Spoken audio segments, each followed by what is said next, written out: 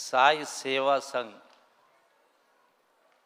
సంస్థ ఆధ్వర్యంలో ఏర్పాటు చేసినటువంటి 35వ వార్షికోత్సవ సందర్భంగా ఇక్కడికి విచ్చేసినటువంటి శ్రీ శ్రీ శ్రీ శ్రీ త్రిదండి చిన్నజీయర్ స్వామి గారు, అట్లాగే సినీ నటులు ప్రఖ్యాత నటులు మురళీమోహన్ గారు, అట్లాగే ఇతర పెద్దలు సుబ్రహ్మణ్య గారు, రిటైర్డ్ చీఫ్ సెక్రటరీ గారు, ఇక్కడ విచ్చేసినటువంటి పెద్దలందరికీ, విద్యార్థులకు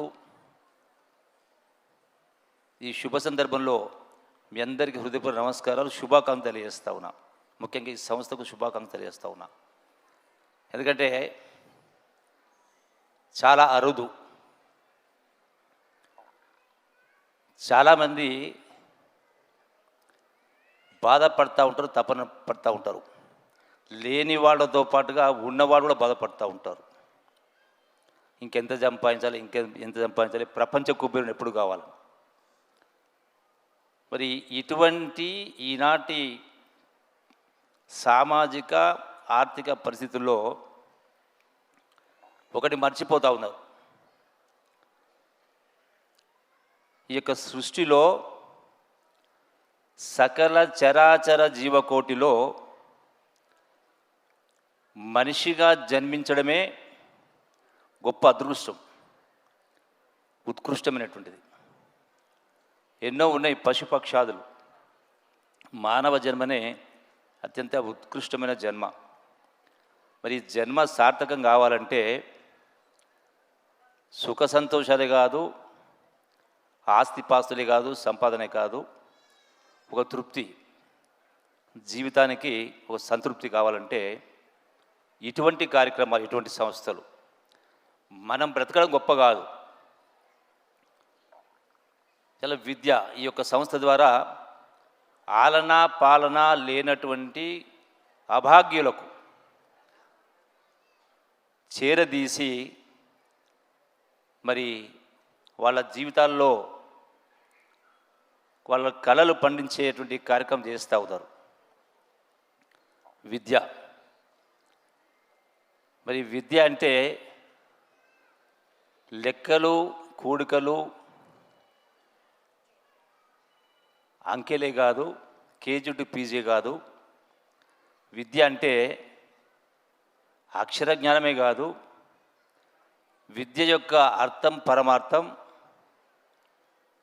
తనను తాను సంస్కరించుకొని సమాజాన్ని సంస్కరించడం నేర్పేదే విద్య యొక్క అర్థం పరమార్థం. ఈరోజు మనం చూస్తూ ఉన్నాం, చదివేస్తే ఉన్నమతి పోయిందన్నట్టుగా వ్యవహారం నడుస్తూ ఉంది. అతి తెలివి ధూర్త లక్షణమని కూడా విన్నాం. మరి ఇటువంటి పరిస్థితుల్లో ఇటువంటి సంస్థలు ఏర్పాటు చేసి మరి పేదవాళ్లను, ముఖ్యంగా అభాగ్యులను, అంటే తల్లిదండ్రులు లేనటువంటి వాళ్ళను, పేదవాళ్ళను దగ్గర తీసి ఇటువంటి వాళ్ళ జీవితాల్లో వెలుగు నింపడం అనేది ఒక గొప్ప కార్యక్రమం. ఈ యొక్క సాయి సేవా సంఘ్ సంస్థను అభినందిస్తూ, పాలకవర్గాన్ని అభినందిస్తూ, దీన్ని కొనసాగించే కార్యక్రమానికి ఈ యొక్క ఎవరైతే ఇందులో పాల్గొన్నారో దాతలు కూడా, వాళ్ళను కూడా అభినందిస్తూ, ఇంకా చాలా చేయాల్సి ఉంది. పిల్లలకే కాదు, నేను గమనిస్తా ఉన్న ఒక ప్రజాప్రతినిధిగా, చదువు పిల్లలకే కాదు, పిల్లల కంటే ఎక్కువ ఇలా పెద్దలకు చదువు చెప్పాల్సిన అవసరం వచ్చింది, నేర్చుకోవాల్సిన అవసరం వచ్చింది. చాలా సమస్యలకు ఇలా పేదరికం లేని వాళ్ళు అని ఒక బాధపడుతూ ఉంటారు. ఈ పేదరికానికి సరే వ్యవస్థలు, సంస్థలు ఏ కారకులైనా కూడా దాని మనం కూడా భాగస్వాములమే. కారణం ఎట్లా అంటే, సంఖలో పిల్లలు పెట్టుకొని ఊరంతా దేవులంటుగా ఒక సామెత ఉంది. ఈ రోజు ఉన్నటువంటి, నేను ఒక లెక్క చెప్తా, మొన్న శాసనసభలు అయిపోయినాయి. 60 లక్షల మంది విద్యార్థులు ఉన్నారు రాష్ట్రంలో, 1వ తరగతి నుంచి 10వ తరగతి వరకు చదివేవాళ్ళు. ఇందులో 22 లక్షల మంది మాత్రమే ప్రభుత్వ స్కూల్లో ఉన్నారు. ఈ సంవత్సరం మళ్ళీ ఇంకా 2 లక్షలు తగ్గినట్టు కనపడతా ఉంది. మిగతా 30 లక్షల మంది ప్రైవేటు పాఠశాలల్లో, కార్పొరేట్ స్కూల్లో చదువుతూ ఉన్నారు. ఈ పేదవాళ్ళు, లేనివాళ్ళు పిల్లల చదువు కోసం, బంగారు భవిష్యత్తు కోసమని వాళ్ళకు అంటే అవగాహన లేని కారణం కావచ్చు, వాళ్ళ యొక్క అమాయకత్వం కావచ్చు, పేదరికం కావచ్చు, ఏ గ్రామానికి ఆ గ్రామ ప్రజలు రాజకీయాలకు అతీతంగా సంఘటితమైతే వేలు లక్షలు ఖర్చు పెట్టాల్సిన అవసరం లేకుండా గురుకులాలు, రెసిడెన్షియల్ స్కూల్ అనేది మాట్లాడుతానో వీటి అంటే లక్షలు ఖర్చు పెట్టాల్సిన అవసరం లేకుండా, అప్పుల పాలు కావాల్సిన అవసరం లేకుండా, ఆస్తులు అమ్ముకోవాల్సిన అవసరం లేకుండా సమస్యకు పరిష్కారం గ్రామాలనే ఉంది. పొద్దున్నే పిల్లలను 7 గంటల స్కూల్ పంపించి సాయంకాలం 7 దాకా స్కూల్లో ఉంచగలిగితే, ఎందుకంటే గ్రామీణ వాతావరణంలో సామాజిక పరిస్థితుల కారణంగా, ఆర్థిక పరిస్థితుల కారణంగా, రకరకాల వ్యసనాల కారణంగా, అప్పుల బాధ కారణంగా, టీవీల కారణంగా ఇంట్లో చదివే వాతావరణం లేదు. మరి ఇటువంటి పరిస్థితుల్లో ఇవన్నీ కూడా అంటే తక్కువ ఖర్చుతోటి ఎక్కువ ఫలితం పొందే అవకాశం ఉంది. నేను గతంలో, సరే సమయం ఎక్కువ తీసుకుంటా ఉన్నా, ఐ థింక్ మొదటి కలెక్టర్ కాన్ఫరెన్స్లో that was in 2015 as a industry మినిస్టర్గా నేను ఆనాడు కలెక్టర్ని అడ్రస్ చేస్తూ ఒక మాట చెప్పిన, I request with all the district collectors, kindly spend your CSR funds, that is social responsibility funds, for promotion of education in such a manner, see that the students comes to school by morning 7 o'clock and see that they are retained till evening 7 o'clock.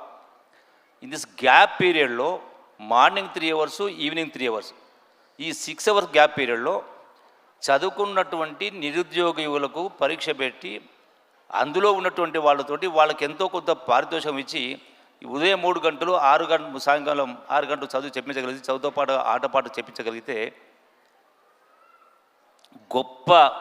గొప్ప వాళ్ళు అవుతారు, గొప్ప చదువులు వస్తాయి. నేను ఒక example coat చేస్తా ఉన్నాను, ఎందుకంటే ఈ వేదిక ద్వారా శ్రీ సాయి సంఘ్ వేదిక ద్వారా రాష్ట్ర ప్రజలకు తెలియాలని చెప్పని.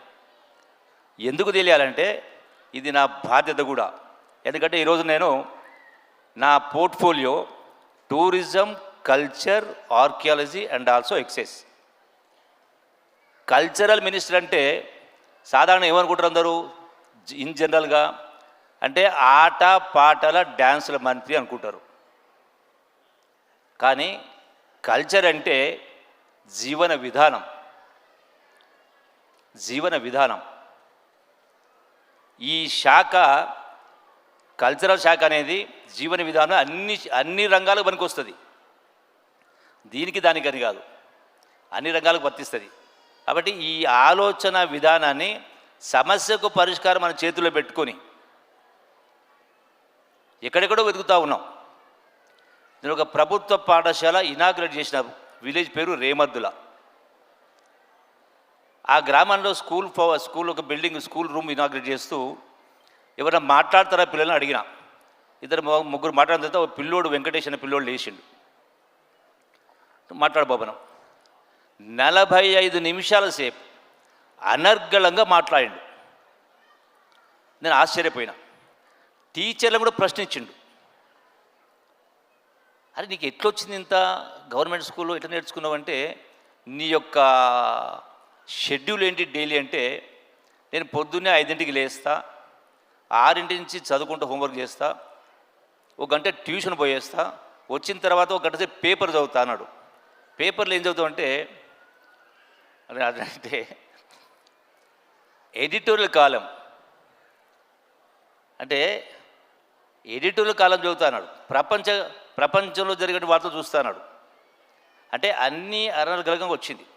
తర్వాత మళ్ళీ సాయంకాలం తర్వాత ఒక గంట రిఫ్రెష్మెంట్ ఏదో ఉండదు తినేసి మళ్ళీ ఒక గంట ఆడుకొనేసి మళ్ళీ చదువుకొని నైట్ 8 o'clock పడుకుంటున్నాడు. అంటే ఎంత ఖర్చు అయింది దీనికి? మీ ఫాదర్ ఏం చేస్తుంటే కూలి చేస్తాడు, గుడిసే ఉంది. ఆ పిల్లోడు మరి మొన్న నా ఛాంబర్కి వచ్చిండు, సార్ ఒక 20,000 రూపాయలు కావాలా, దేనికంటే నేను ప్రిపేర్ అవుతున్న ఎగ్జామ్స్ కానీ. అంటే నేను చెప్పిన 4 years బ్యాక్ తర్వాత మళ్ళీ ఈ మధ్య వచ్చిండు, ఇంటర్మీడియట్ అయిపోయింది, నేను ఒకటి కోచింగ్ కోసం కావాలి సార్ కింద. అంటే ఒక గవర్నమెంట్ స్కూల్లో చదివినటువంటి విద్యార్థి మరి అంత అనర్గళంగా అంత అవగాహనతోటి అన్ని రంగాల పట్ల అవగాహన కలిగింది. అంటే ఆ యొక్క ఒక తపన, ఒక లక్ష్యం కావాలనేటువంటిది తల్లిదండ్రులు లోపించింది, వ్యవస్థలో లోపించింది.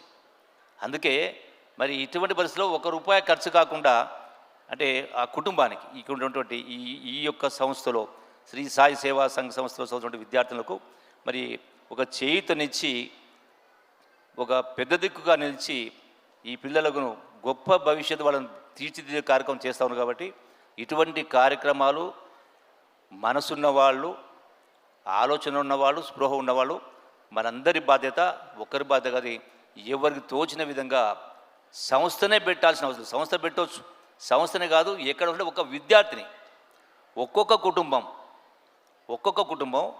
ఒక్క విద్యార్థిని ఉన్నవాళ్ళు ఒక్కొక్క కుటుంబం ఒక్క విద్యార్థిని అడాప్ట్ చేసుకున్న బంగారు భవిష్యత్తు ఎత్తది వాళ్ళకి.